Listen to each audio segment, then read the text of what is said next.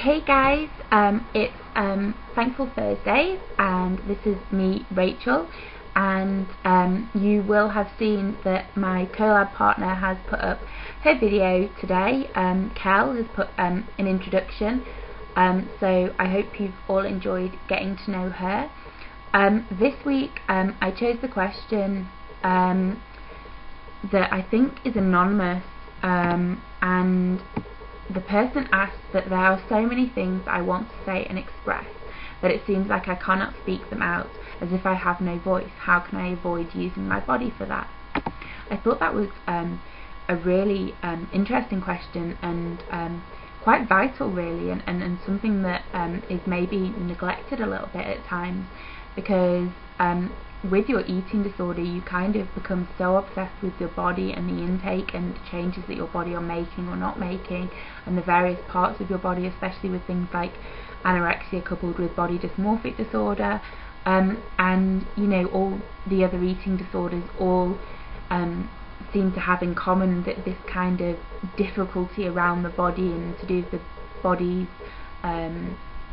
parameters and boundaries and limits, and whether that's expanding or making smaller,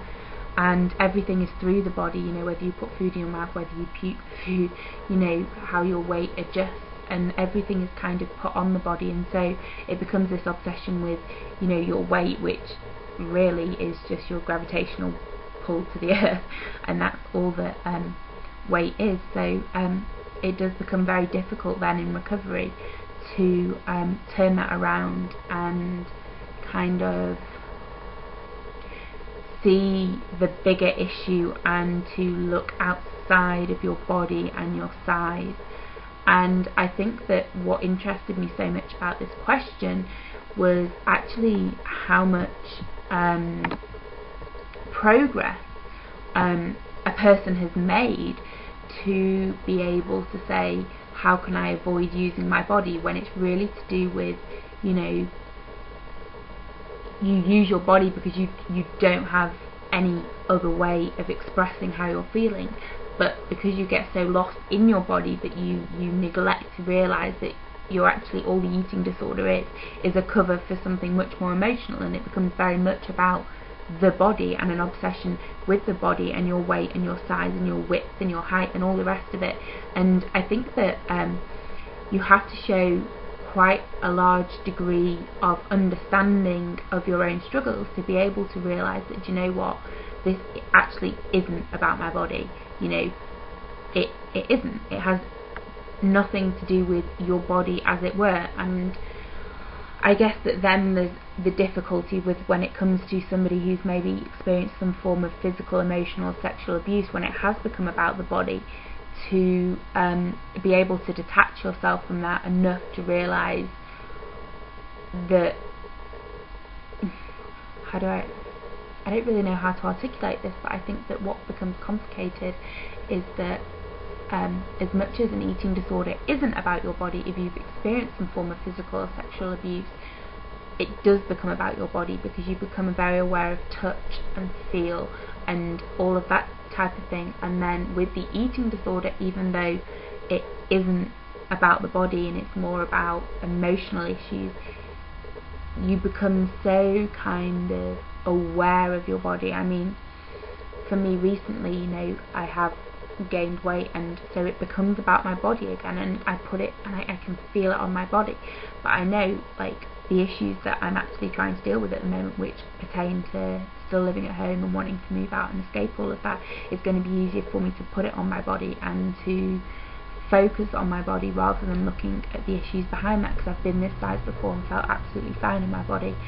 So I guess that I just sort of wanted to give a kudos out there to the person who asked this question, because I think that to realise that, you know, anorexia or an eating disorder steals your voice, and so you therefore use your body. So for me, for you to get to the point to say, well, do you know what, how can I avoid using my body, because do you know what, I don't want this eating disorder anymore, and I know that it's not really about my body and what size I am or how much I weigh. And I think that that realisation allows you to open up doors into different ways of managing and coping, and, you know, can give you self-expression in other ways, and one of the ways that I always express myself has been through my clothes. And I guess in recovery, when I didn't really want to focus on the fact my body was changing or my weight was changing, I just became a bit of an accessories addict, and that's what I do now. And sometimes a nice headband or a great pair of earrings or a great pair of shoes can make you feel really, really good about yourself and stop the focus on your body. And if you feel better about yourself, you're more better able to articulate what's going on. One thing I did very, very early in my recovery, well, it wasn't actually when I started recovery, it was more the first time I was in hospital. I basically had no words. I was almost mute for quite a long time through the summer before I went into hospital. But what I did get involved in was art therapy, and I had art therapy once or twice a week whilst I was in the hospital, and that really did help me. I mean, you have to have a really great art therapist to be able to express yourself successfully in that way, but that was something that was really helpful to me because it was somebody who understood what I was going through and had worked with other people like me before, and it began to give me expression. And then what is so good about art therapy is that at the end of that you can actually talk through what you've drawn and try and figure out some meaning from that. And I used to take that then to therapy. I had a very good therapist at the time, and I would take that and so that became really incredibly helpful for me. Something that I still do to the day now is write, and even if I'm not sure who I'm writing to, I can put pen to paper and kind of, you know, express what's going on. And as much as I think that your own personal journal can be useful, it isn't allowing you to share some of what's going on with other people who can maybe have some insight, if you allow them the insight to be able to kind of like help you through that. So I really advise sort of doing writing. Something